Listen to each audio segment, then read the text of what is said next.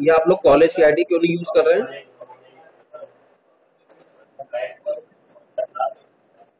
हैं?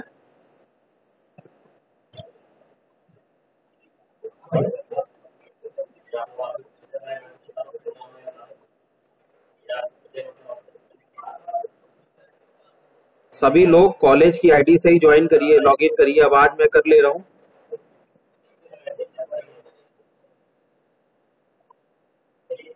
हाँ, उसी से करो।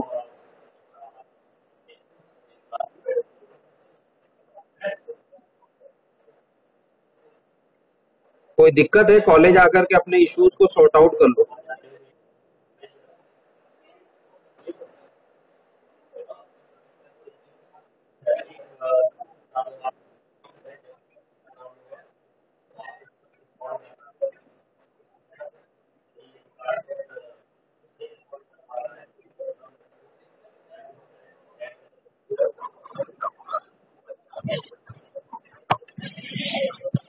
अगर हो जाता है तो उसी से कर लीजिए, लेकिन कम से कम अभी क्लास तो आप उसी से करिए सभी लोग। ठीक है? हाँ, क्लास क्लास ज्वाइन करिए, क्लास हो जाएगी।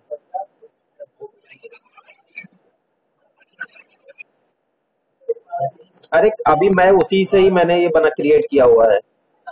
मेरी जो ये गूगल मीट की आईडी मैं आपको जो देता हूँ, क्लास का जो लिंक देता हूँ, वो कॉलेज का डोमेन ही यूज करके दे रहा हूँ, SRM CEM से, तो इससे हो जाएगा। हाँ,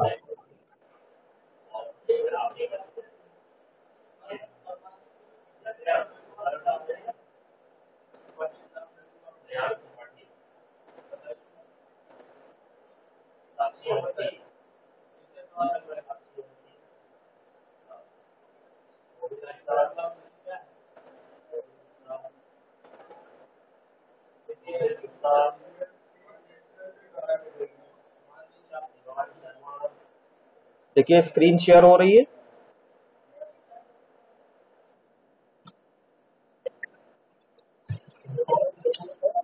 देखो जरा, जब सबकी किसी एक की हो रही तुम्हारी नहीं हो रही तो कुछ तो दिक्कत है।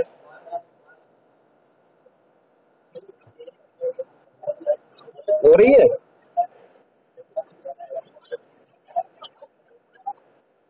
फॉन्ट बढ़ा देता हूँ।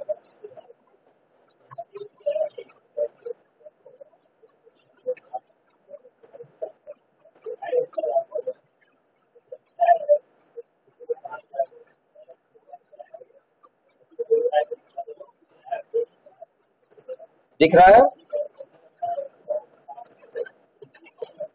हम्म।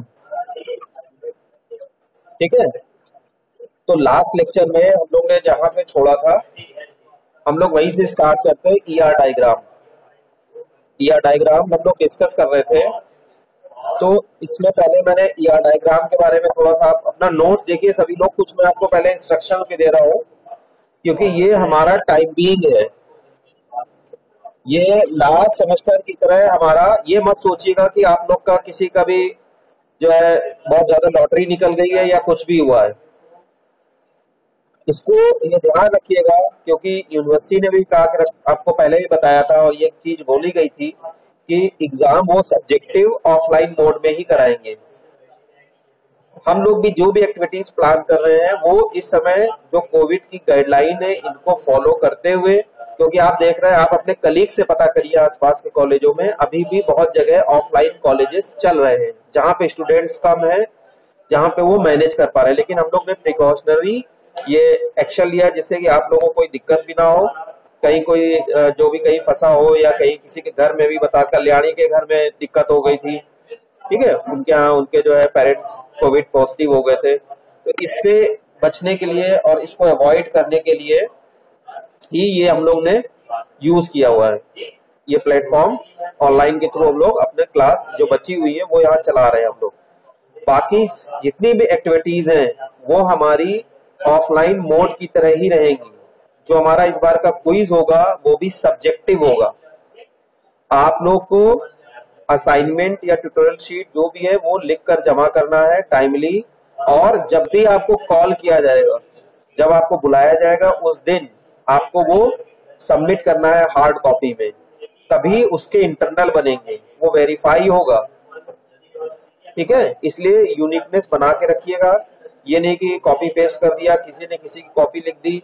सिग्नेचर हर पेज पे, हमने हर बार बोला है इस चीज को कि हर पेज पे आपका प्रॉपर सिग्नेचर होना चाहिए, जिससे आप ओन करें, उसको वेरीफाई करें।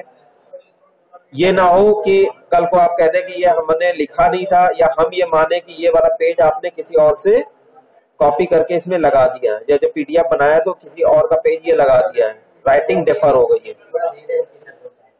विदाउट सिग्नेचर हम इस चीज को एक्सेप्ट ही नहीं करेंगे। कोई भी डॉक्यूमेंट, वो चाहे क्विज हो, चाहे आपका ट्यूटोरियल हो, कोई भी हो, बिना सिग्नेचर के हम आपको इस चीज का मतलब कोई प्रिविलेजेस नहीं मिल रहा है कि वो डॉक्यूमेंट आपका एक्सेप्ट होगा। बाकी लैब वगैरह हमारी एज इट इज चलती रहेंगी। ठीक है, नोट्स हम आपको डेली के डेली प्रोवाइड कर रहे हैं। आप लोग को ये इंश्योर करना है, ये चीज बहुत अच्छे से समझिएगा, जो हम लोग फैसिलिटी प्रोवाइड कर रहे हैं तो ये इंश्योर कर लीजिए कि वो फैसिलिटी का फुल यूटिलाइज करें। ठीक है, टाइमली जितने भी आपको टास्क दिए जा रहे हैं उसको सबमिट करें। अब जिन्होंने भी मेरे इस मैसेज के बाद, बहुत सारे लोगों ने मुझे कल से फिर से अपना ट्यूटोरियल 1 दिया है, वो मान के चलिए कि वो आउट ऑफ 10 हम चेक करेंगे, वो भी लास्ट में। अगर आपका परफॉर्मेंस सही रहेगा तो लास्ट में, ये सभी करेंगे लास्ट में। आखिरी में जब हमारी पूरी ड्यूट शीट हमारी जब जमा हो जाएंगी, तब हम देखेंगे उसको किस तरह से कंसीडर करना है। इसलिए जो भी आपको डेट एक दे के रखी गई है, वो उस डेट में ही काम करना है, उसका कोई भी एक्सक्यूज नहीं है। कोई भी कि हमको ये हो गया था, हम वहां जा रहे थे, और आप जानते हैं जब ऑनलाइन है तब तो ये मान के चला जा रहा है कि आप सिर्फ घर में है, और घर में है तो इसका मतलब काम करना है, इसका मतलब कोई भी एक्सक्यूज नहीं है।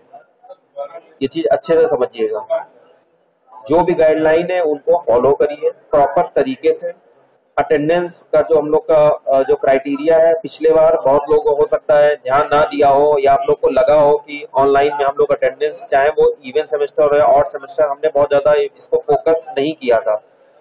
अब्दुल्ला कील जैसे लोग ने बहुत दिनों तक क्लास नहीं की थी, ज्योति चौबे जैसे लोग आज पहली क्लास में आ रहे हैं। लेकिन इस बार अटेंडेंस मैंडेटरी फैक्टर है, ये रिफ्लेक्ट होगा, ये ध्यान रखिएगा हर जगह हर क्लास में, कि जो नहीं आया, जो 15 दिन नहीं आया, जिसने क्लास नहीं की, या n नंबर ऑफ क्लास में उसने n-1 क्लास की है, n-2 क्लास की, n-3 क्लास की है, तो वो इस बार कंसीडर किया जाएगा। ये क्लियर इंस्ट्रक्शंस हैं by the dean and the DG of the college. इसके अलावा हम कुछ ऐसा भी सोच रहे हैं कि अपने टीचर से बात करके, जो कोई ऐसा पर्सन जिनको कहीं कोई प्रॉब्लम आ रही है, या जिनके पास कोई इक्विपमेंट नहीं है, या जिनके पास लैब में कुछ चीज समझ में नहीं आ रही है, तो 1-2 करके वो अपनी क्वेरी को यहाँ सॉल्व कर ले सकते हैं। आपकी कोई प्रॉब्लम है तो आप इसको सॉल्व भी कर सकते हैं, क्योंकि लॉकडाउन नहीं लगा हुआ है। बल्क में मत आइए, 1-1, 2-2 कर करके टाइम फ्रेम में। ठीक है, इस तरह से आप आ सकते हैं, बुक वगैरह इशू कराने आ सकते हैं। लाइब्रेरी हमारी एज यूजुअल जैसी फंक्शनल थी वैसे ही फंक्शनल है। अपना सभी लोग माइक ऑफ कर लीजिए, डिस्टरबेंस नहीं आना चाहिए, सभी लोग माइक ऑफ कर लीजिए। ठीक है, ये चीज ध्यान रखिए। लैब में भी, लैब जब हम लोग स्टार्ट करेंगे, शायद आज भी आपकी किसी एक उसकी ग्रुप की लैब होगी भी। लैब में आप जैसे लिखते थे A4 पेज पे वैसे ही लिखेंगे। उसके बाद उसकी स्क्रीन आप उसको सबमिट करेंगे। इवैल्यूएशन जो भी होगा वो आफ्टर ऑफलाइन जब हम लोग मिलेंगे, या हम आपको 1-1, 2-2 करके कॉल कर लेंगे, फिजिकल वेरिफिकेशन के बाद ही होगा। ये चीज ध्यान रखिएगा। आप स्क्रीन शेयर कर दीजिए, आप जो है उसका जो भी जो आपने लिखा है वो पीडीएफ बना करके टीचर को दे दीजिए। लेकिन अगर वो कन्विंस नहीं है और वो किसी भी बच्चे को कॉल करते हैं कि आप आइए और अपना प्रूफ दीजिए कि आपने ये लिखा है, आपने काम किया है, तो आप उसको डिनाई नहीं करेंगे और आपको वो जमा ही करना होगा ना। अगर आप नहीं आ सकते हैं तो अपने पेरेंट्स के थ्रू भिजवा दीजिए, नहीं आ सकते हैं अपने किसी फ्रेंड के हाथ से भिजवा दीजिए, जो आ रहा हो 2-4 आसपास के लोगों की फाइल कलेक्ट करके यहाँ पे जमा कर दें। क्योंकि हम इस चीज को क्यों अवॉइड कर रहे हैं, हम भीड़ से बचने के लिए कर रहे हैं, काम से बचने के लिए नहीं कर रहे हैं, दोनों में फर्क है। तो हमने भीड़ में किसी को अलाउ नहीं किया है, बट 1-2 स्टूडेंट्स अपना आ करके और अपने आसपास सराउंडिंग फ्रेंड्स का आप वो टाई अप कर लीजिए, कोई कहीं मिल जाए अपना बंच बना करके आप फाइल लेकर के चले आइए, दे दीजिए। इसके अलावा आप में से कुछ लोगों की ट्यूटोरियल कॉपीज मेरे पास हैं, ट्यूटशीट 2 जमा करने की डेट आ रही है, तो जो चाहे वो स्टूडेंट आ करके अपनी ट्यूट कॉपी वापस ले जा सकते हैं।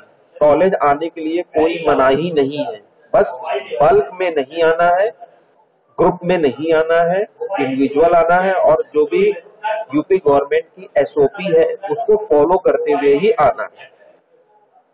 ठीक है, चलिए ये मैंने आपको लगभग सब इंस्ट्रक्शन दिए हैं और बाकी आपके जो फैकल्टीज हैं, फैकल्टीज वो आपको बताते चले जाएंगे। क्विज जो है हमने प्लानर थोड़ा चेंज किया है, जो क्विज आपकी 12 को थी वो अब 16 को है, यानी फ्राइडे को आपकी पहली क्विज है BCA 401, जहां पे आपको क्विज पेपर मिलेंगे सब्जेक्टिव, लेकिन ध्यान रखिएगा उसमें टाइम फ्रेम है। 8:45 से क्विज स्टार्ट हमारी हो जाएगी, ठीक है। 8:45 हम क्विज आपको दे देंगे जो भी टीचर है, और उसका राइटिंग टाइम 9:45 तक है। 15 मिनट में आप उसमें हर पेज पे साइन कर दीजिए, पेज का नंबर कर दीजिए। जो पेज नंबर्ड नहीं होगा, जो पेज में साइन नहीं होगा, वो पेज कंसीडर नहीं होगा किसी भी सर्कमस्टांसेस में, कि मैं भूल गया था, मैं लिखना भूल गया था, कोई भी इस तरह का एक्सक्यूज एक भी एक्सेप्ट नहीं है। और उसके बाद उसका PDF बनाइए, PDF बना करके उसको तुरंत अपलोड कर दीजिए। 10 जो आपको 15 मिनट का समय दिया है, यानी 10 बजे के बाद 10:01, 10:02, क्योंकि उसमें टाइम सेट होगा। जैसे ही आप जमा करते हैं, सब आपको पता है गूगल की अपनी क्लॉक होती है, वो आपकी घड़ी से नहीं चलेगा, वो गूगल अपनी ही घड़ी से चलेगा। तो जैसे ही आपने उसके बाद जमा किया, वो लेट लिखे, उसमें लेट लिख के आ जाएगा। तो टीचर्स को क्लियर इंस्ट्रक्शन है by higher authorities, additional director हो, डीन हो या DG, जो क्लियर इंस्ट्रक्शंस हैं, वो अकॉर्डिंगली उस पे आपको मार्क्स डिटेक्ट करेंगे। सरप्राइज क्विज में या क्विज में ऐसा होता था कि कोई टीचर फॉर्म जो है उसका रिस्पांस बंद करना भूल गया है, तो लोग 1-2 दिन के बाद भी दे देते थे। डिले हो जा रहा है तब भी चले आ रहे हैं, दूसरे दिन भी चला आ रहा है। यहाँ पे क्लियर इंस्ट्रक्शंस है कि 10:05, 10:07 के बाद उसको 0 अवार्ड कर दिया जाएगा, क्योंकि हम उसको रोक नहीं रहे हैं। हम जैसे आप ट्यूटशीट अभी भी जमा कर रहे हैं, तो हमने आपको रोका नहीं है, आप जमा कर दीजिए, लेकिन उसका कंसिडरेशन वो 0 होगा। ये मैं इसलिए आपको पहले से बता दे रहा हूँ कि ये एक दिन की बात है, जिस दिन आपका क्विज या जो भी टेस्ट हो रहा है, उस दिन आप प्रॉपर अरेंज कर लीजिए उस चीज को, कि मुझे कहाँ पे नेट मिल रहा है, स्पीड कहाँ कैसे मिल रही है, क्या हो सकता है। ऐसी जगह जाइए जहाँ पे आपको स्पीड अच्छी मिले, ठीक है। जो भी आपको करना है वो करिए, क्योंकि कंसिडरेशन नहीं है इन सब चीजों का। बाद में इफ एंड बट करने से कोई फायदा नहीं है, वो आपको वहां पे 0 दिखेगा, ठीक है। इसमें किसी को कोई क्वेरी हो तो एक कोई पूछ सकता है, नहीं तो हम फिर आगे बढ़े। किसी की कोई और डाउट हो इससे रिलेटेड?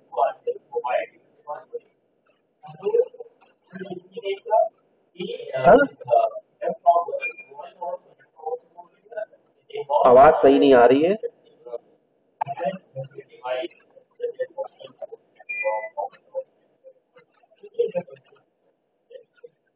लेकिन जिसने भी देखिए लेट जमा किया होगा, जिसका जेन्युइन रीजन होगा, उसका हमने सबका कंसीडर कर लिया है। लेकिन अब जिनका एक समय के बाद डेट जिसकी डिले हो गई है, जो हो गया है, तो वो जो भी है वो उस हिसाब से हम लोग चेक करेंगे। मैंने बोल तो दिया, सारे सेल्फ एक्सप्लेनेटरी है, वो सभी ने एज इट इज अपना काम किया है, ठीक है। I am not getting your point, ठीक है। ये आप हमको बाद में शाम को अलग से फोन करके पूछ लीजिएगा कोई पर्सनल क्वेरी, ठीक। Now come to the entity relationship diagram. Entity relationship diagram में मैंने आपको बताया था ईआर डायग्राम जो है हमारा इंपॉर्टेंट डायग्राम होता है, जिसके थ्रू हम जो entities are real world object, जो हमारे रियल वर्ल्ड ऑब्जेक्ट है उनको हम इंटिटीज कहते हैं, वो और एट्रीब्यूट जो कि कैरेक्टरिस्टिक्स ऑफ एंटिटीज। तो एंटिटी रिलेशनशिप डायग्राम का मतलब क्या हुआ, डिफरेंट एंटिटीज को रिलेट करना, वो पिक्टोरियल रिप्रेजेंटेशन जो कि डिफरेंट एंटिटीज को मीनिंगफुल वे में रिलेट करे, रिलेशन में बाइंड कर दे, ऐसे डायग्राम को हम लोग ईआर डायग्राम कहते हैं। And every entities has its characteristics known as attributes.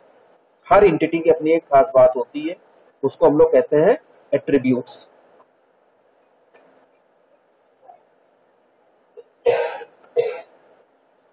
So an entity relationship diagram is a visual representation of different entities within a system and how they relate to each other। ये visible है, सभी लोग पढ़ पा रहे हैं इसको। मैं इसका नोट्स भी प्रोवाइड करूंगा इसके तुरंत बाद, जैसे वीडियो लेक्चर आपका ये वाला अपलोड करूंगा, इसके साथ ही साथ जैसे हर पिछले सेमेस्टर में भी मैंने किया था, हर लेक्चर के बाद जो भी करस्पॉन्डिंग नोट्स होंगे, या हो सकता है कुछ ऐसे भी लेक्चर होते हैं जो 1 या 2 लेक्चर के बाद वो कंप्लीट होता है, तो उसका नोट्स उन दोनों के बाद होगा, एज यूजुअल हम लोग जो पिछले सेमेस्टर में कर रहे थे। ठीक है, जहां हमें जरूरत होगी हम इस तरह से भी करेंगे, जहां हमारी जरूरत होगी हम अपना जो देसी स्टाइल कैमरा ऑन करके जो है पेपर से, और वो भी हम यूज करेंगे, दोनों तरह से करेंगे, जहां पे हम लोग जिसमें इजिली कन्वर्सेशन हमारा आपका हो और आपको चीजें समझ में आए, क्योंकि ये प्रैक्टिकल ओरिएंटेड सब्जेक्ट है। ठीक है, तो for example the elements writer, novel and a consumer में be described this particular of diagram. देखिए यहाँ पे क्या हो रहा है, राइटर आप देख भी पा रहे हैं, थोड़ा सा मैं इसको और बड़ा कर दे रहा हूं।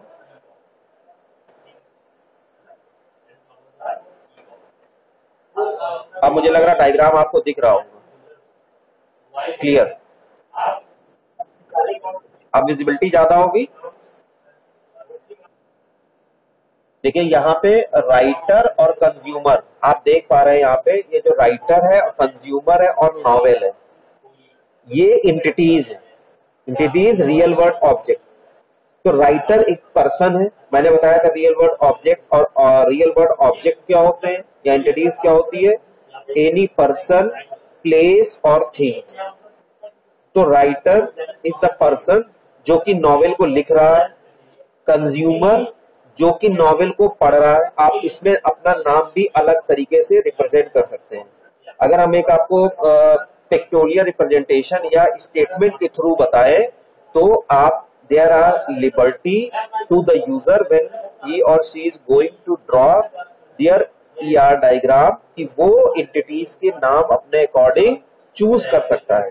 लेकिन जहां पे वो क्लियरली मेंशन हो, जो राइटिंग में स्टेटमेंट में एंटिटी का नाम भी हो, तो आप बाउंड हो जाएंगे उन्हीं का जो एंटिटीज का नाम है वही ऑप्ट करने के लिए। फिर आपके पास कोई और दूसरा ऑप्शन नहीं होगा, वही यूज करना पड़ेगा, ऑप्ट वाला वर्ड ही खत्म हो गया। ठीक है, क्योंकि ये जितनी भी एंटिटीज मैं बता रहा हूँ ये टेबल बनती है, बाद में डेटाबेस की टेबल ही एंटिटीज होती है। ठीक, तो राइटर, कंज्यूमर, नॉवेल। नॉवेल क्या है, एक थिंग, एक किताब। ठीक है, एक ऐसी चीज जिसको पढ़ना है यूजर को। ये आपकी क्या है, एंटिटीज। अब ये देखिए कैसे एक दूसरे से रिलेट है। तो अभी हम आपको इसके सिंबल के बारे में बताएंगे। अभी तो आप ये देखिए कि जो हमने पिछले बार जो है डिस्कस थोड़ा सा किया था, हमने शायद कंस्ट्रक्ट सिंबल्स ये हेडिंग भी डलवा के छोड़ दी थी। अगर आपने नोट्स को थोड़ा रिकैप करेंगे पिछले बार वाला, तो हम अभी सिंबल बताएंगे। लेकिन यहाँ पे जो ये सिंबल है, अभी आप समझ लीजिए डिटेल में हम लोग अभी इसके तुरंत बाद यही डिस्कस करेंगे। जो ये आपका रेक्टेंगल है, ये एंटिटीज को रिप्रेजेंट कर रहा है, और जो ये आपका डायमंड शेप बन रहा है आपको, दिस इज फॉर रिलेशनशिप। जो ये डायमंड शेप सिंबल है, ये रिलेशनशिप रिप्रेजेंट करता है। और जो ये लाइंस वगैरह देख रहे हैं, दीज आर लाइंस, जो कि हम कहते हैं कभी कभी इनको connector of entities, yeah, this is the medium or the way by which we can connect 2 और more entities by meaningful relationship. ठीक, तो जो ये राइटर क्रिएट्स नॉवेल, क्रिएट्स क्या हो गया, रिलेशनशिप हो गया, यानी राइटर ने नॉवेल क्रिएट की, ठीक है, या आप कह सकते हैं राइट की। वर्ड जो रिलेशनशिप का नाम है वो ज्यादातर नहीं दिया होता है, चाहे प्रॉब्लम स्टेटमेंट हो चाहे पिक्टोरियल रिप्रेजेंटेशन हो, किसी का भी वो नहीं दिया रहता, वो आपको मीनिंगफुल वे में खुद से चूज करना होता है ज्यादातर। तो जो राइटर ने नॉवेल को क्रिएट किया और कंज्यूमर ने, यानी नॉवेल और कंज्यूमर के बीच क्या रिलेशन हुआ कि कंज्यूमर ने नॉवेल को परचेज किया, बाई, खरीदा, यानी कंज्यूमर और नॉवेल के बीच का कौन सा रिलेशनशिप है, खरीदने का। आप चाहें तो दूसरा एक और इसमें से रिलेशनशिप हम चाहें तो चेंज कर सकते हैं, लेकिन कैसे हम लोग कह सकते हैं कि हमारे पास चॉइसेस हैं। हम ये कह रहे हैं कंज्यूमर है, हम रीडर हैं, तो हम बाइस की जगह हम इसको रीड भी कर सकते हैं, या हम रीडर, हमारे कंज्यूमर और नॉवेल के बीच जो हमारा रिलेशनशिप है एज रीडर का हो रहा है। भाई हो सकता है हमें पैसे ना खर्च करने पड़ते हो, हमने ऑलरेडी पे करके रखा हुआ है और हम किसी लाइब्रेरी से एसोसिएट हैं, तो हम जाके लाइब्रेरी में वो नॉवेल इशू कराते हैं और उसको पढ़ लेते हैं। तो अगर हम इसको इस ढंग से ना देकर रिलेशनशिप को चेंज कर दे रहे हैं, समझ रहे हैं, तो रिलेशनशिप चेंज भी होती है, डिपेंड्स कि आपकी नीड कैसी है और साथ ही साथ आपका टारगेट क्या है। जैसे मैं और जो हमारे फादर हैं, हमारे बीच अगर मैं उनको अगर एड्रेस करूंगा तो मैं बोलूंगा कि mister x is my father, लेकिन जब मिस्टर एक्स मुझे रिप्रेजेंट कहेंगे तो कहेंगे कि मैं उनका सन हूँ। रिलेशनशिप क्या हुई, चेंज हो गई। तो यहाँ पे भी रिलेशनशिप चेंज हो जाती है कि आप किस रिस्पेक्ट में बात कर रहे हैं। यहाँ पे तो ये मेंशन नहीं है, ज्यादातर हम लोग डायरेक्शनल नहीं बनाते हैं, लेकिन कहीं कहीं हमें ये बाउंड करना पड़ता है कि ये डायरेक्शनल हो, ठीक है, ये ध्यान करना पड़ता है कभी कभी कि हमको ये जो या आप कह सकते हैं कि नहीं ये हम डायरेक्शन भी दे देंगे, हालांकि इस चीज को हम लोग अवॉइड करते हैं। या डायग्राम में ज्यादातर हम लोग अवॉइड करते हैं कि ये ना हो और लाइन क्रॉस ना हो, ठीक है, तो ये बाई डायरेक्शनली होता है। वो दूसरे कोई केस होते हैं फिर उसको हम दूसरे फॉर्म में कन्वर्ट कर सकते हैं या दूसरी तरह से उसको रिप्रेजेंट करेंगे, तो वो ईआर डायग्राम की जो ओरिजिनलिटी है वो भी डिस्ट्रैक्ट हो जाएगी। तो इन प्योर ईआर डायग्राम हम इसको डायरेक्शन में कन्वर्ट नहीं करते हैं, डायरेक्शनल नहीं बनाते हैं, ठीक है। Now come to the symbols of ER diagram. Symbols जो हैं, आप अगर नोट्स अपने पास रखे हो तो मैं आपको नोट करा दे रहा हूं, जो हमने आपकी हेडिंग में डलवाई थी, तो आप उसको लिख लीजिए, ठीक है, एक तरफ लिख लीजिए। थोड़ा सा जब आप लिख लेंगे तो आपको ज्यादा समझ में आएगा, मैं बोल भी दे रहा हूं आपको। एक तरफ आप लिखिए नेम ऑफ सिंबल, थोड़ा सा ये प्रैक्टिस करिए और ये आदत डालिए कि जब भी हम लोग पढ़ाई कर रहे हैं, जब हम लोग बात कर रहे हैं, तो हमेशा कॉपी पेन लेकर के बैठे, उससे जो है आपकी प्रैक्टिस भी बनी रहेगी। ये ना हो कि बस हम बोल रहे हैं और आप कान में लीड लगा के कहीं भी बैठ करके सुन रहे हैं, ये नहीं होना चाहिए। सिंबल का नाम लिख लीजिए। पहला जो हमारा होता है वो होता है रेक्टेंगल, रेक्टेंगल का सिंबल बना लीजिए और रिप्रेजेंटेशन में लिख लीजिए एंटिटी, लिख रहे हैं, हाँ, पहले पॉइंट में लिखिए सिंबल का नेम ऑफ सिंबल, लिखिए रेक्टेंगल। दूसरे कॉलम में हेडिंग बनाइए सिंबल, उसमें रेक्टेंगल का सिंबल बना लीजिए जैसे आप सामने देख रहे हैं, राइटर, कंज्यूमर, नॉवेल। और तीसरे कॉलम में लिखिए रिप्रेजेंटेशन, तो ये एंटिटी को रिप्रेजेंट करता है। सेकंड इलिप्स,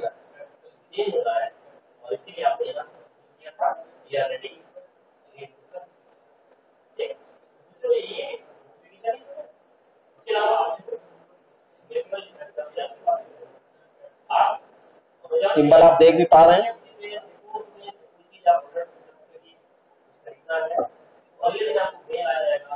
स्क्रीन पे आपके यहाँ देखिए सिंबल आ रहा है।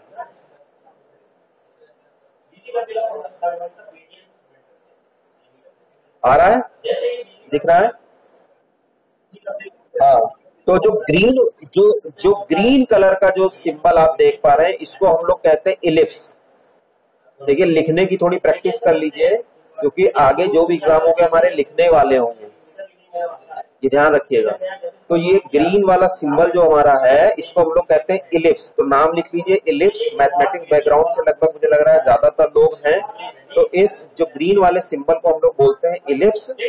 और इलिप्स बना भी लीजिए, सिंबल यही वाला सेम। और इसका रिप्रेजेंटेशन है एट्रीब्यूट, मतलब ये क्या शो करेगा, एट्रीब्यूट को। फिर थर्ड लिखिए डायमंड।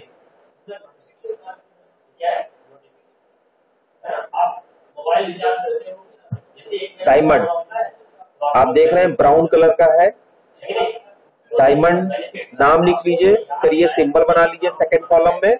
और ये किस लिए यूज करते हैं हम लोग, रिलेशनशिप के लिए। रिलेशनशिप के लिए diamond symbol is used for relationship. Fourth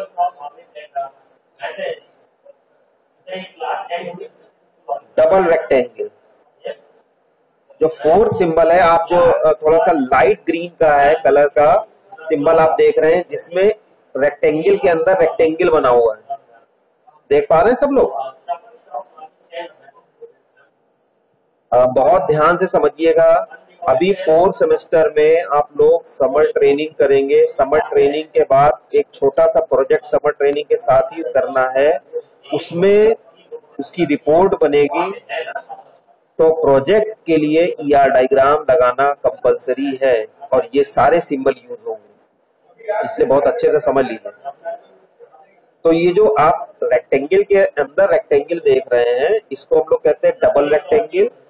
इसका सिंबल बना लीजिए लाइट ग्रीन का, और इसका रिप्रेजेंटेशन आप सामने देख पा रहे हैं, ये होता है फॉर वीक एंटिटी।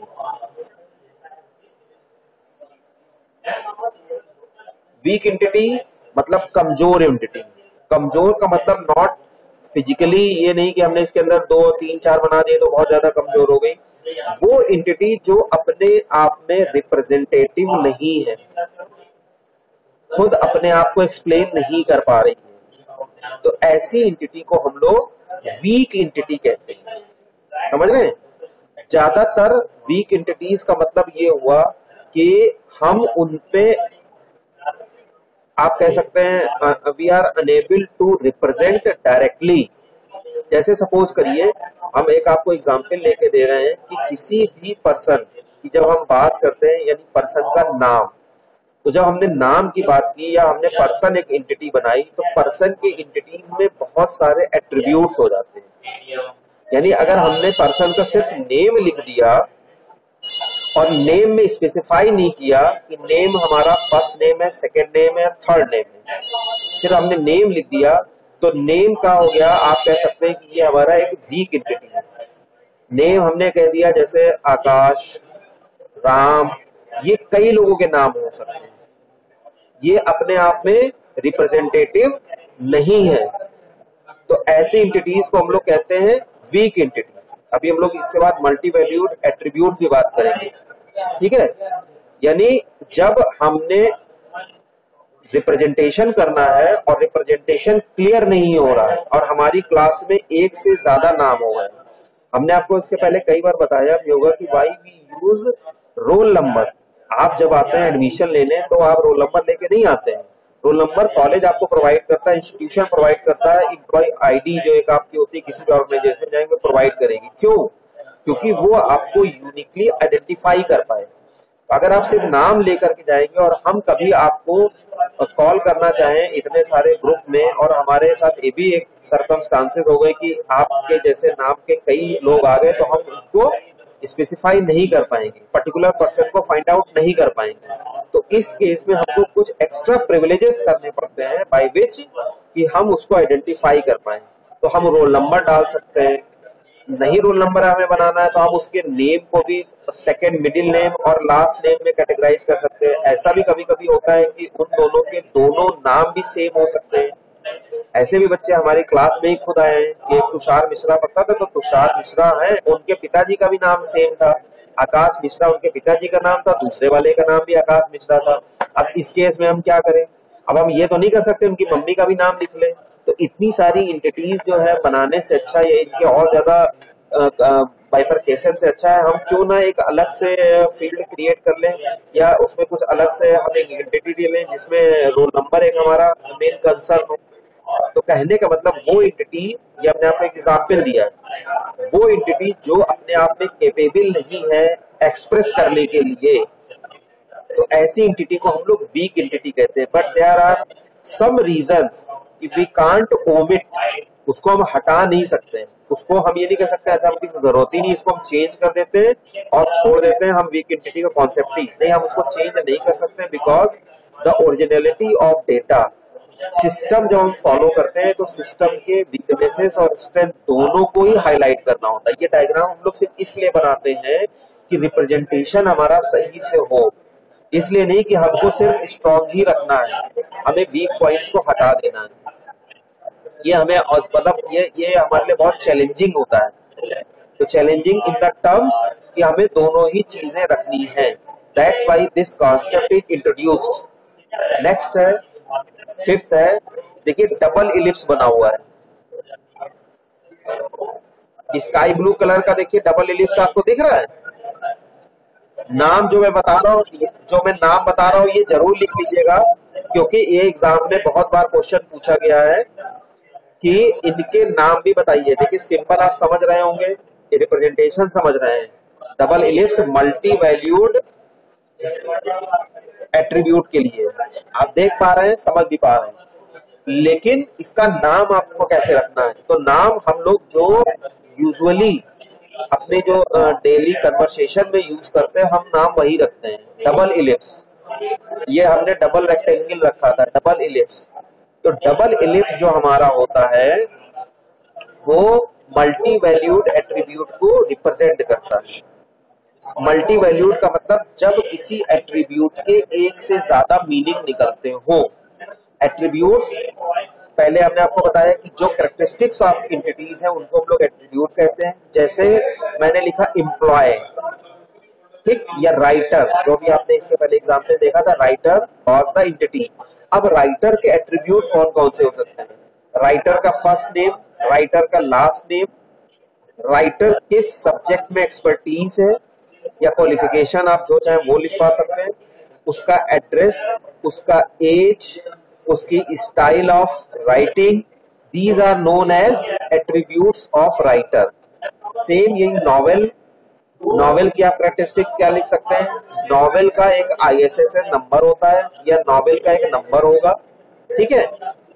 नॉवेल के साथ साथ उसका सब्जेक्ट क्या होगा, नॉवेल में भी राइटर का नाम होगा, किसके थ्रू राइटर, मतलब किस राइटर के थ्रू लिखी गई है, साथ ही साथ year of publication, publisher, these are also known as, क्या कहते हैं हम लोग इसको, एट्रीब्यूट्स। तो किसी भी एंटिटी की जो कैरेक्टरिस्टिक्स होती है उनको हम लोग कहते हैं एट्रीब्यूट्स, ठीक है। तो मल्टी वैल्यूड का मतलब क्या हुआ कि एक से ज्यादा उसके एट्रीब्यूट्स है, मतलब एक एट्रीब्यूट तो है लेकिन उससे ज्यादा एट्रीब्यूट्स है। अब जैसे फॉर एग्जांपल हमने राइटर की बात की, तो राइटर की जब हमने बात की तो हमने कहा उसका एक एट्रीब्यूट हो सकता है नेम।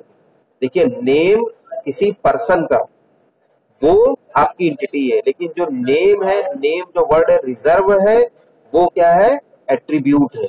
मतलब जो उसकी वैल्यू है और जो उसका क्या कह सकते हैं डोमेन है, दोनों में अंतर समझिए। तो अब मैंने जैसे कह दिया किसी का नेम, तो नेम अपने आप में केपेबल नहीं है, तो हमने क्या किया, अब इसके दूसरे मल्टी वैल्यूड एट्रीब्यूट कौन कौन से हो सकते हैं कि हमने first name, second name, third name लगा दिए, समझ रहे हैं। एड्रेस की जब हमने बात की तो एड्रेस में भी address line 1, address line 2, address line 3, यानी एक पर्टिकुलर एट्रीब्यूट के अगर एक से ज्यादा एट्रीब्यूट है या उसकी मीनिंग अलग आ रही है तो ऐसे एट्रीब्यूट को हम लोग कहते हैं मल्टी वैल्यूड एट्रीब्यूट्स, जो कि उसको क्लियरली रिप्रेजेंट करें। और इन एट्रीब्यूट्स की भी आपको जरूरत पड़ेगी। क्योंकि ये सब कन्वर्ट होके आपके कॉलम के नेम में। फिर है वीक रिलेशनशिप, इसको हम लोग कह सकते हैं डबल डायमंड। डबल डायमंड लिखते चलिए, देखिए double diamond for weak relationship.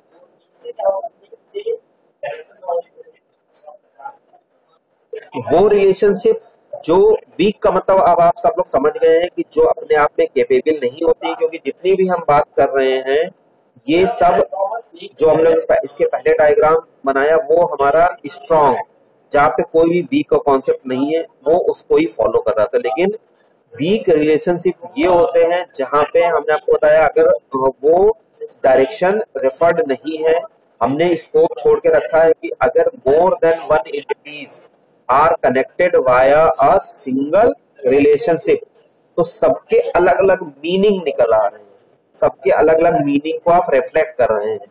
यानी मीनिंग को रिफ्लेक्ट करने का मतलब बाद में आपको उसको इंप्लीमेंट भी करना पड़ेगा।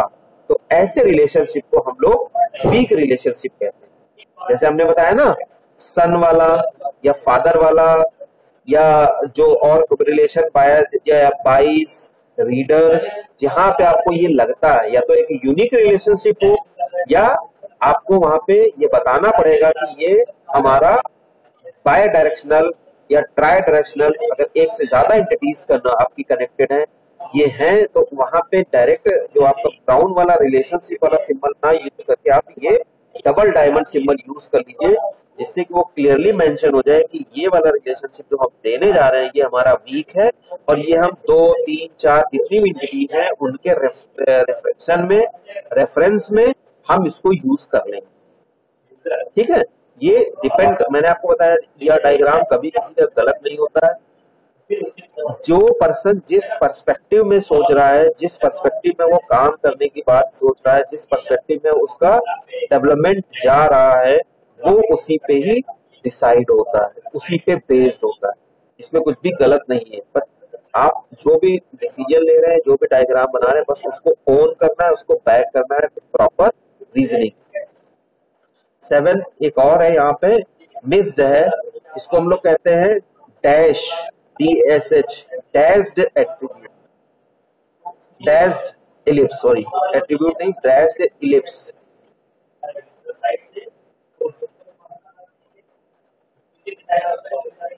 इसको हम लोग कहते हैं डिराइव्ड एट्रीब्यूट। देखिएगा एक मिनट,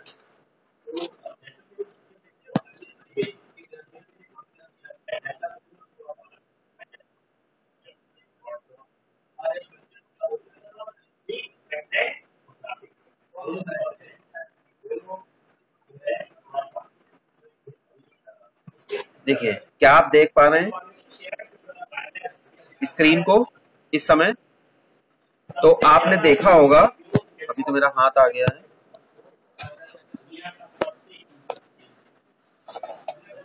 ये वाला सिंबल आप देख पा रहे हैं, ये वाला सिंबल देख पा रहे हैं, ये वाला सिंबल देख पा रहे हैं, ये वाला देख पा रहे हैं?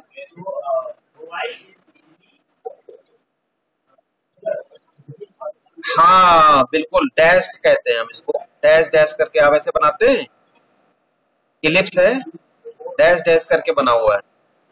You got point. अब मैं थोड़ा इसको एक्सप्लेन करता हूं।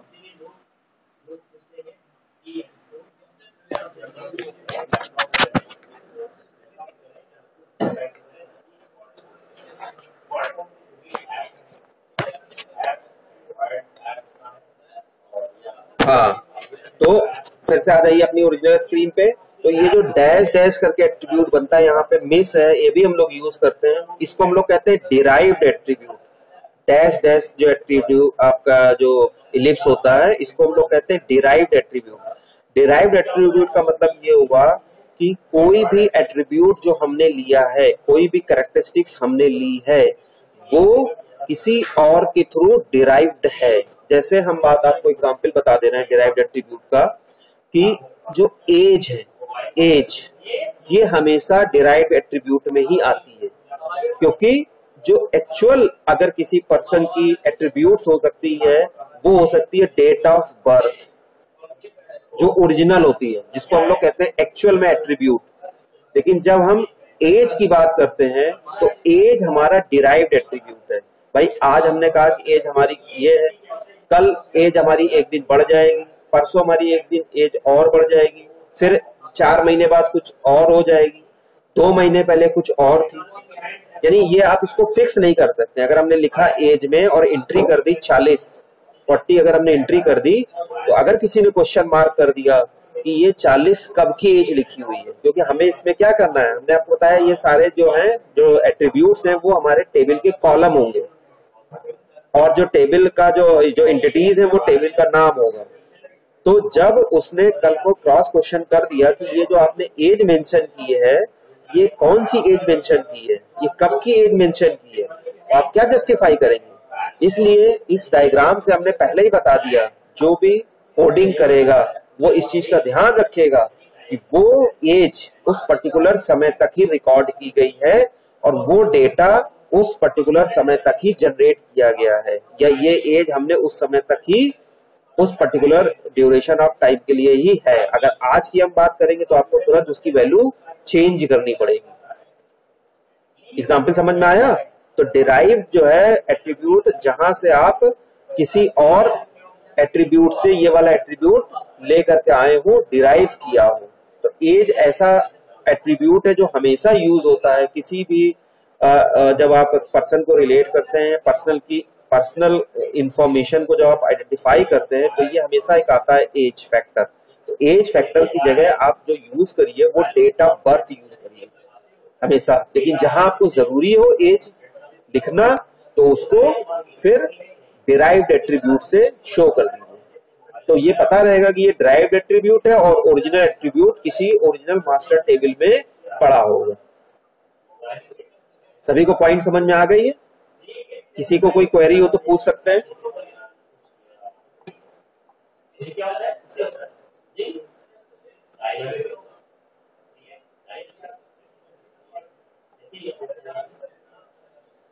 देखिए बोलते रहिए बीच बीच में, कोई क्वेरी नहीं है। चलिए बहुत अच्छी बात है, कोई क्वेरी नहीं तो बहुत अच्छी बात है। और यहाँ पे मैं आपको दिखा भी दे रहा हूँ जिनका काम अधूरा था, जो उस दिन लास्ट लेक्चर में नहीं भी आए थे हमारे यहाँ, तो वो एक बार नोट कर लीजिए। An entity can be person, place, event, thing और object that is relevant to a given system. For example a school system में include student, teacher, major courses, ये सब हमारे एंटिटीज होते हैं।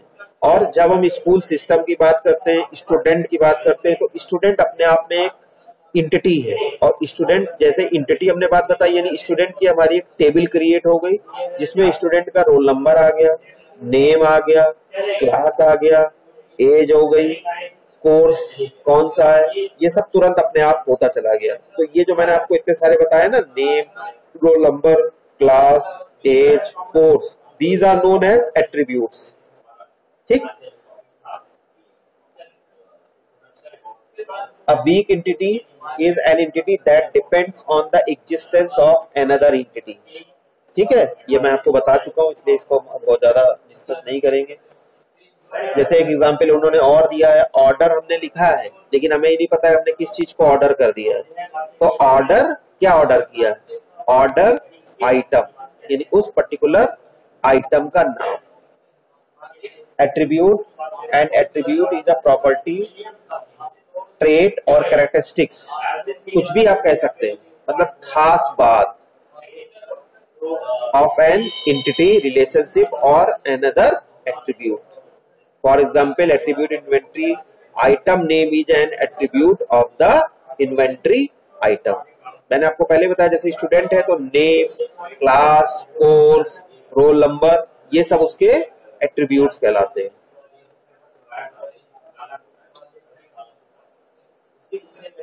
ये एक आपको एग्जाम्पल दिया गया है जिसमें एक आपकी एंटिटी है दैट इज योर कस्टमर, एक आपकी एंटिटी है। अब देखिए इस एग्जाम्पल को बहुत अच्छे समझिएगा, उसमें राइट साइड में देखिए क्या है, नेम, लेफ्ट साइड में क्या है, आईडी, फिर एड्रेस। एक्चुअल में आप देखेंगे तो 3 आपके एट्रीब्यूट हैं। आईडी, कस्टमर की जो आईडी होती है, क्योंकि यूनिकनेस आपको जनरेट करनी है, अदरवाइज सेम नेम के कस्टमर होंगे तो आपको थोड़ी प्रॉब्लम आएगी।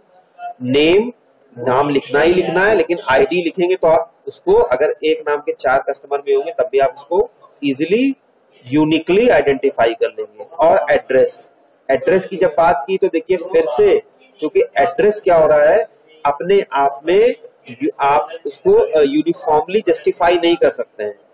सिर्फ ये नहीं लिख सकते कि ये फलाना मकान नंबर, उसके साथ साथ जो एड्रेस आपने लिखा, नंबर, स्ट्रीट, सिटी, समझ रहे हैं, जिसको हम लोग कभी कभी कंपोजिट एट्रीब्यूट भी कह सकते हैं, या कहीं कहीं आपको ये मल्टी वैल्यूड भी एट्रीब्यूट लगेगा। कुछ लोग इसको थोड़ा सा अलग अलग भी करते हैं, लेकिन आप बहुत ज्यादा इसमें कंफ्यूज होने की जरूरत नहीं है। हमने एड्रेस को अगर कई पार्ट में डिवाइड कर दिया, या एड्रेस का कई मतलब निकल रहा है, या एड्रेस को हम और ज्यादा वेरीफाई कर रहे हैं, तो either it is the category of multi valued और कंपोजिट। हमें बहुत ज्यादा इसमें डिटेल में नहीं जाना है, हमें बस ये ध्यान रखना है, क्योंकि ये सारे हमारे कॉलम में कन्वर्ट हो जाएंगे, इसलिए हम इसको बिल्कुल अवॉइड ही करें। ठीक है, डिराइव्ड एट्रीब्यूट, ये हमने आपको बताया एज का है, जैसे रेडियस है, सर्किल है, इसका एरिया है, तो एरिया भाई ड्राइव भी कर पाएंगे। सर्किल है तो जो एरिया है, सर्किल क्या हो गया, आपका एंटिटी हो गया। एरिया निकालने के लिए सर्किल का फॉर्मूला होता है पाई आर स्क्वायर। तो अगर आप रेडियस बढ़ाते चले जाएंगे तो एरिया क्या होगा, आपका बढ़ता चला जाएगा। यानी एरिया किस पे डिपेंड कर रहा है, एरिया किस पे डिपेंड कर रहा है, रेडियस पे। हाँ, तो इसीलिए ये डिराइव्ड एट्रीब्यूट है, ये मैंने आपको बताया। जैसे एज क्या हो रही है, एट्रीब्यूट जो है डिराइव्ड किस पे है, डेट ऑफ बर्थ पे। 1 घंटे बाद हमारी जो है और कुछ एज होगी, 1 घंटे बाद, जो 2 घंटे बाद कुछ और होगी, 5 दिन बाद कुछ और होगी, 15 दिन बाद कुछ और होगी। सेम वो है relationship. Relationship describe how entities are interact. ठीक है, अब जैसे एक यहाँ पे एक डायग्राम बना के आपको दिखाया गया है कि कारपेंटर और टेबल। टेबल मतलब जो आपकी फिजिकल थिंग, टेबल मेज वाली जो टेबल होती है उसकी बात हो रही है, वो टेबल नहीं जो आप सिस्टम पे टेबल बनाते हैं, वो नहीं। तो कारपेंटर ने टेबल मेज बनाई, तो रिलेशनशिप क्या हुआ, makes, creates, construct, manufactured. Relationship का नाम आप अपने हिसाब से, चॉइस के हिसाब से दे सकते हैं, as per your convenient only. मतलब उसमें कोई फिक्स नहीं है, आप अपने हिसाब से उसका रिलेशनशिप का नाम दे सकते हैं। जैसे मेक्स लिखा मैंने बोले ना, इतने सारे word, synonyms, whatever relationship in you are comfortable, और जो आपके उसमें वोकेबुलरी में आ रहा हो, जो आपके एम्प्लॉय समझ पा रहे हो, आप वो दे दीजिए। क्योंकि देखिए हमने आपको बताया जब शुरुआत में सॉफ्टवेयर इंजीनियरिंग के जो बेसिक्स बताए थे, कंपनीज के पास ऑलरेडी अपने इनबिल्ट टेबल स्ट्रक्चर होते हैं। टेबल का मतलब आप समझिए डेटाबेस है, ये वाली टेबल जो हार्डवेयर ना समझिएगा, मैं सॉफ्टवेयर टेबल की बात कर रहा हूँ। तो वो टेबल के नाम, कॉलम के नाम परमिशन ही नहीं देंगे कि आप as a new software engineer और प्रोग्रामर, न्यू ज्वाइनी, आप अपना कुछ उसमें इम्प्लीमेंटेशन कर पाए कि नहीं सर हम अपनी टेबल का नाम ये रखना चाहते हैं, यू कांट चेंज। उनके एक फिक्स टेम्पलेट होते हैं। ठीक है, तो कंपनीज ऑलरेडी इन सब चीजों पे ध्यान रखती हैं और फोकस्ड रहती हैं, तो वहां आपको बहुत ज्यादा सोचने की जरूरत नहीं है। उनको पता है कि हमारे इस टेबल का नाम ये होगा, हमारे इस रिलेशनशिप का नाम ये होगा, तो यही होगा। लेकिन जब आप खुद से डिजाइन कर रहे हैं, अभी 4 सेमेस्टर प्रोजेक्ट में जब आप ER डायग्राम बनाएंगे, then you have your own choice कि आप नाम क्या लिख सकते हैं, और आपको ये पता भी होना चाहिए। अगर मैंने इतने फाउंडेशन बताए कि कंपनी जाएंगे आप चेंज नहीं कर पाएंगे, लेकिन आपको ये पता है कि हाँ ये इस तरह की चीज होती है, या रिलेशनशिप ये होता है, हम नहीं कर पाएंगे यानी मुझे पता है ये हो सकता है लेकिन हम कर नहीं पाएंगे। यही तो है ना, हमें पता है कि हमारी बाइक में जो स्पीडोमीटर होता है वो अगर 120 तक लिखा गया है तो वो गाड़ी हमारी 120 तक जा सकती है, ये हमें पता है अच्छे से। लेकिन हमारे पास बाउंडेशन है, क्योंकि हमारे जो है ट्रैफिक सिस्टम थोड़ा सा इतना वो वीक है कि हम उसको बहुत ज्यादा स्पीड अप नहीं कर सकते हैं। 50-60 में तो एकदम बहुत दिक्कत होने लगती है, आप उसको लेके ही नहीं जा पाएंगे, बार बार ब्रेक लगाना पड़ेगा। और कहीं थोड़ा सा छोटा मोटा आपको हाईवे टाइप का कुछ मिल गया या लोहिया पथ जैसी थोड़ी जगह मिल गई तो एकदम से आपने कहीं रेस ले लिया तो लड़खड़ा गए, बैलेंस नहीं हो पा रहा है। तो ये हमें पता है, लेकिन ये पता है कि ये 120 है तो इतनी हमारी गाड़ी जा सकती है। तो हम कर नहीं रहे हैं वो एक अलग बात है, लेकिन हो सकता है वो एक अलग बात है।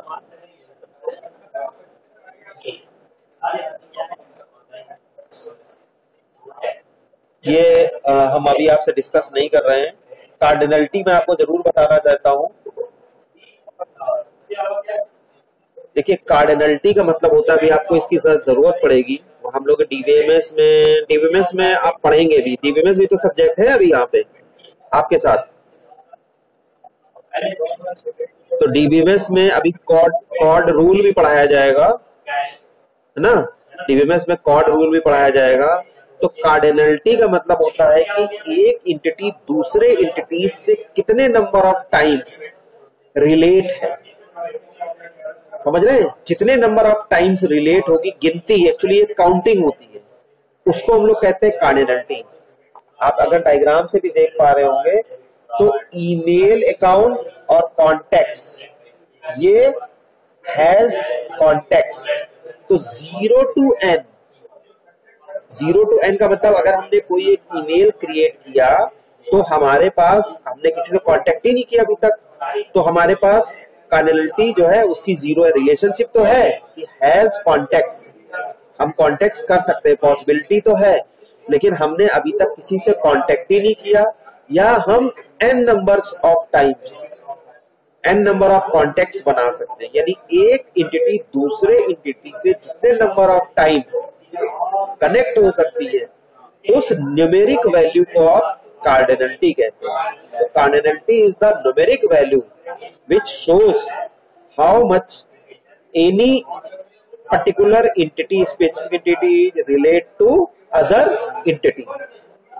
ठीक है, अगर हमारे पास जो है 100 कांटेक्ट है, हमारी कार्डिनलिटी 100 हो गई, मतलब इतनी बार रिलेट है, इतने नंबर ऑफ कॉन्टेक्ट से हमारी वो रिलेशनशिप बन गई है, इसको हम लोग कहते हैं कार्डिनलिटी। तो this is all about the ER diagram. Now everyone are required to mark your attendance into chat box.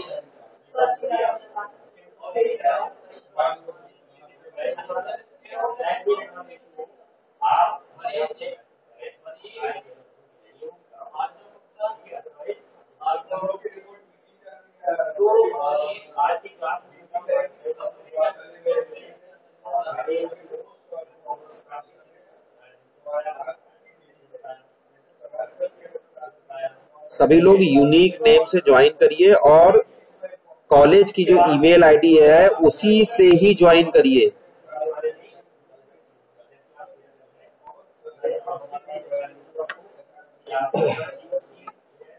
ये ध्यान रखिएगा। अंशुल गुप्ता एब्सेंट है।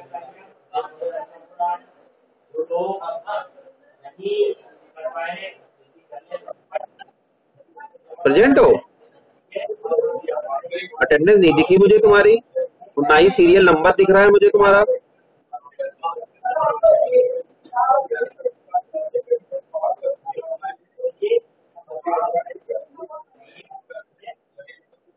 देखिए हम उसको एब्सेंट मान लेंगे। गौरव बिस्ट,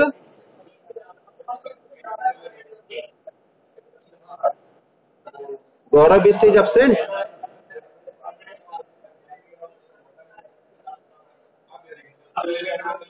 गौरव बिस्ट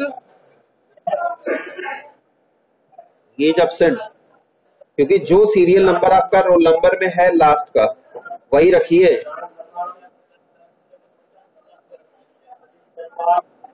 समझ रहे हैं?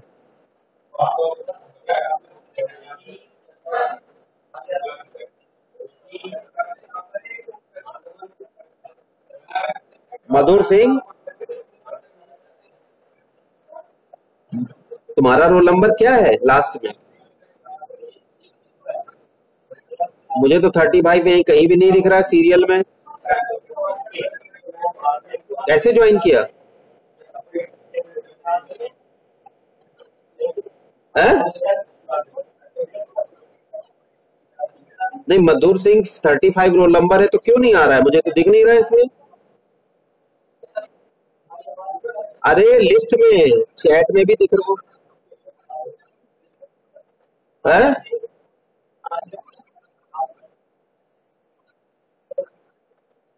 ये तुमने बहुत अच्छा किया।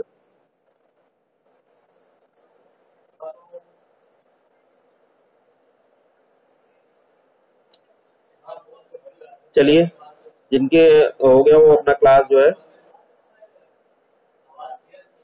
किसकी क्लास है अगली?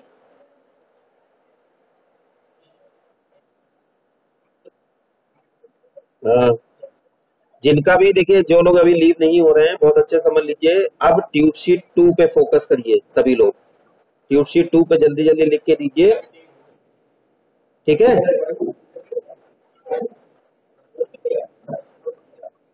ट्यूट शीट 2 लिख करके दीजिए सब लोग जल्दी जल्दी।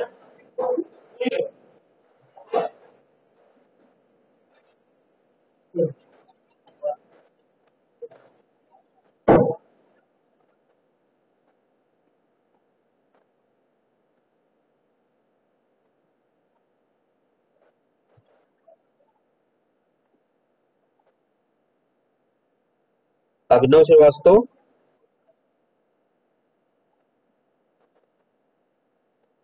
तुम्हारी ट्यूट शीट कॉपी लेट क्यों आई भाई? आदित्य राज चंद्रा, तुम्हारी क्या दिक्कत है तुम दोनों लोगों को?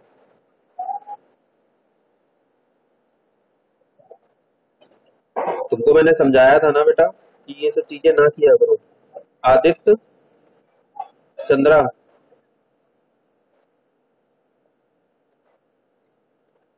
आदित्य,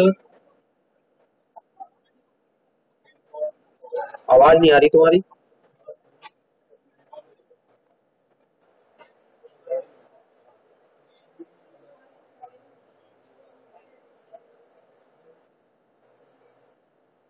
हाँ आदित्य, हाँ बोलो।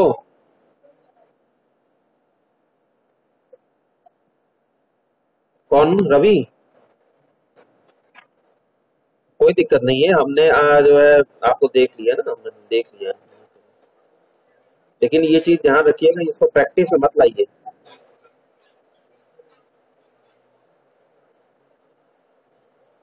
ठीक है, ओके, बेस्ट ऑफ लक। और किसी कोई क्वेरी तो नहीं है? ज्योति पहले ही छोड़ के चलेंगे। कशिश गुप्ता,